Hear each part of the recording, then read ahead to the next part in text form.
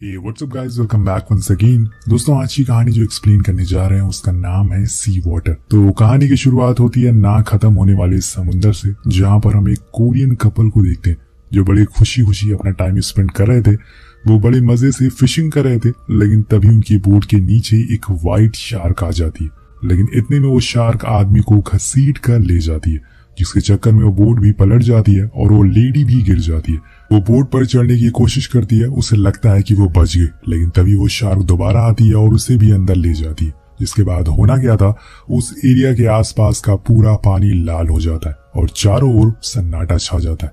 तो कुछ इस तरह से होता है इस कहानी का एंट्रो, जिससे कि आप समझ गए होंगे कि असल में ये कहानी कितनी खतरनाक होने वाली है। वहीं दूसरी तरफ हम यूली नाम की लड़की को देखते हैं, जो उसी बीच से अपनी सर्फिंग बोट लेके निकल जाती है। सर्फ करने के लिए वो बहुत ही बेहतरीन तरीके से बड़ी बड़ी लहरों के ऊपर सर्फ करती है, जिससे कि हमें पता चल पाता है कि यूली एक माहिर सर्फर है। जब वो किनारे पर आती है तो जॉन नाम का लड़का उसकी काफी तारीफ करता है और कहता है कि तुम्हें तो कंपटीशन में हिस्सा लेना चाहिए। पर तभी वहां आ जाती है उसकी गर्लफ्रेंड शिंजो, जो कि यूली की कजन सिस्टर है, और उसे अपने बॉयफ्रेंड के बारे में ये सब चीजें तो बिल्कुल नहीं पता थी। वो उसकी बहन के साथ फ्लर्ट कर रहा था। दरअसल दोस्तों आज शिंजो का बर्थडे है, इसलिए जॉन ने उसके लिए एक प्रेजेंट तैयार किया। वो उन तीनों को एक याच पे ले जाता है जो उसे आज के लिए बुक करी थी। अब तीनों बहुत ही ज्यादा खुश होते हैं, लेकिन तभी बोट में से क्लारा नाम की लड़की बाहर आती, जो कि सुपरवाइजर थी और एक तरह से इन तीनों की बॉस। अब उसे देखकर शिंजो का मूड ऑफ हो जाता है, क्योंकि वो नहीं चाहती थी कि आज के दिन कोई और उन तीनों के बीच में आए। लेकिन हम क्या कर सकते हैं, जॉन भी समझ जाता है कि उसकी गर्लफ्रेंड का मूड ठीक नहीं है, लेकिन वो कुछ बोलता नहीं है क्योंकि इससे माहौल और खराब हो सकता है। अब वो बोट को चलाना शुरू करता है और कुछ ही देर बाद ये लोग समुद्र के बीच में आ जाते हैं, जहाँ पर वो बोट को रोक देता है क्योंकि इनका प्लान है यहाँ पर फिशिंग करने का। अब यहाँ यूली तो पहले ही समुद्र में कूद जाती है, क्योंकि वो नीचे जाकर व्यू को एंजॉय करना चाहती है, इसलिए उसे थोड़ी ज्यादा जल्दी थी। उधर ऊपर याच में अभी भी उन तीनों में अनबन हो रही थी, पर उसी बीच जॉन दूरबीन से देखता है कि उसे वहां दूर एक अनजान बोट दिखाई देती है, जो यहाँ कैसे आई किसी को पता नहीं। लेकिन आप और हम जानते हैं कि इस बोट का अतीत क्या है, वो आखिर ऐसे सुनसान क्यों पड़ी है। वहाँ क्लारा जब जॉन के करीब आने लगती है तो ये बात शिंजो को पसंद नहीं आती, इसलिए वो जानबूझकर उसे धक्का दे देती है, जिसे वो जाकर पानी में गिर जाती है।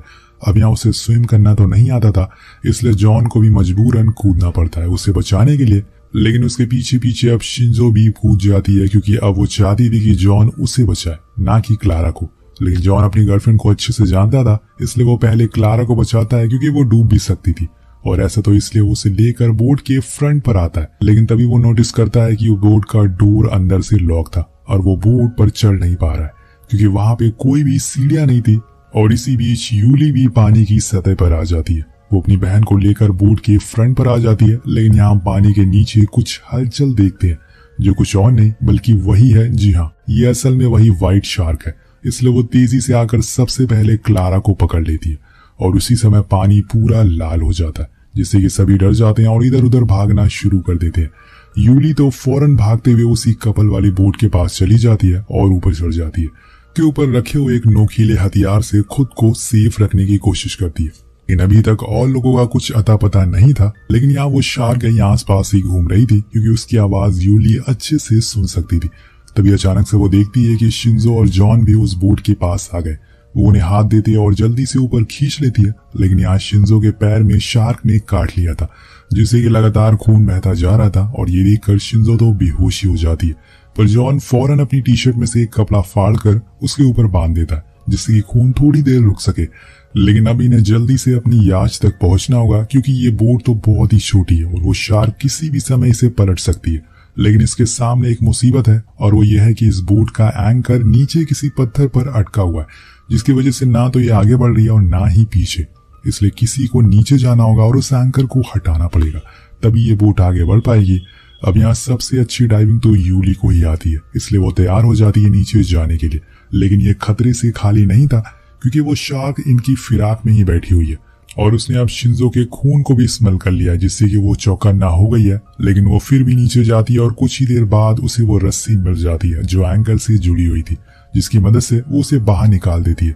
लेकिन जब उसकी बारी ऊपर आने की होती है, तभी वो शार्क फिर से उनकी तरफ आना शुरू हो जाती है और ऊपर जॉन तो चौकन्ना हो चुका था।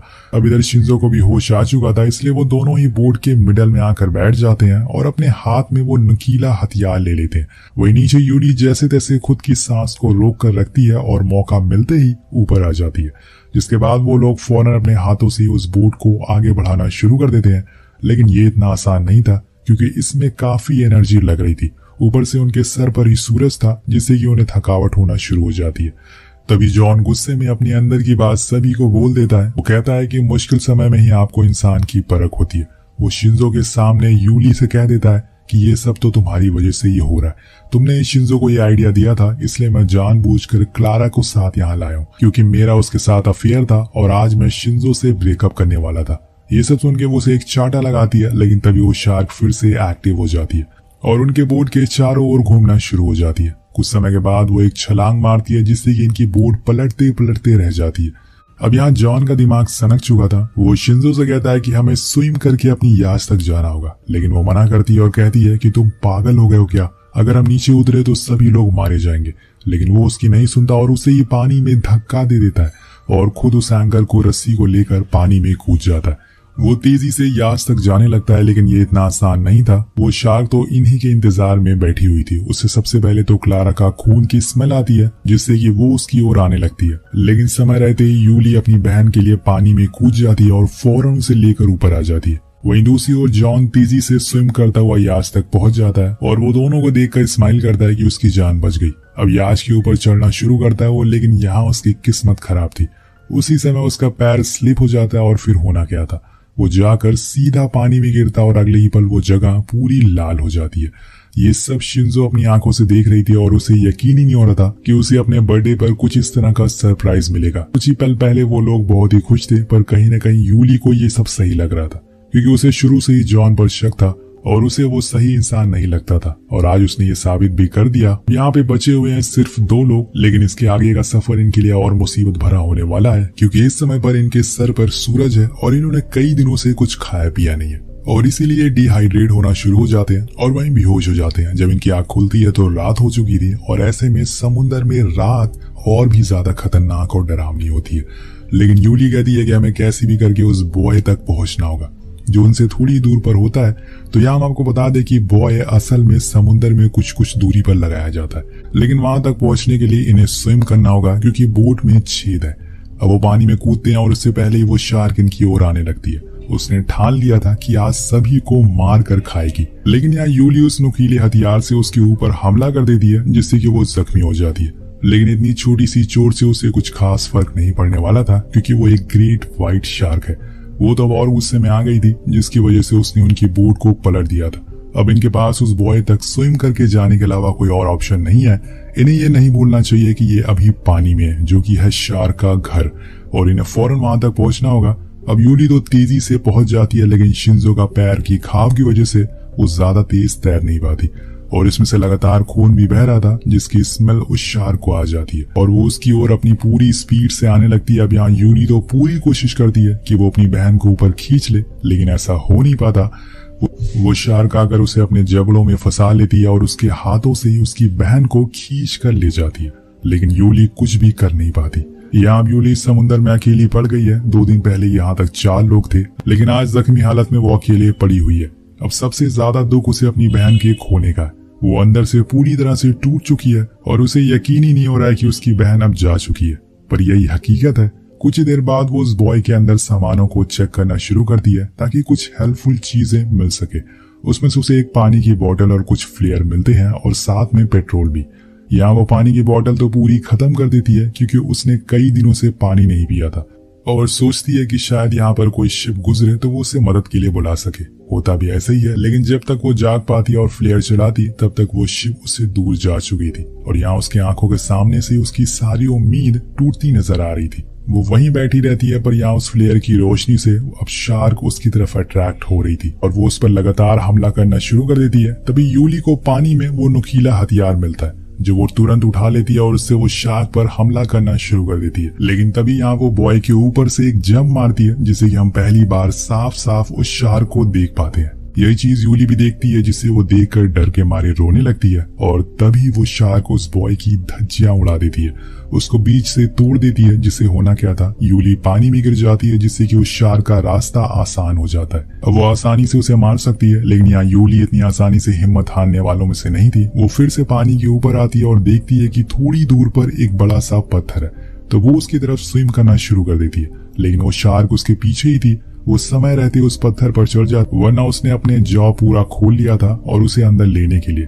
कुछ ही देर बाद सूरज निकल आता है और यहाँ यूली को वही पेट्रोल की कैन दिखाई देती है। अब यहाँ उसे एक आइडिया आता है, क्यों ना वो उस पेट्रोल की मदद से उस शार्क को मार दे, यानी कि जला दे।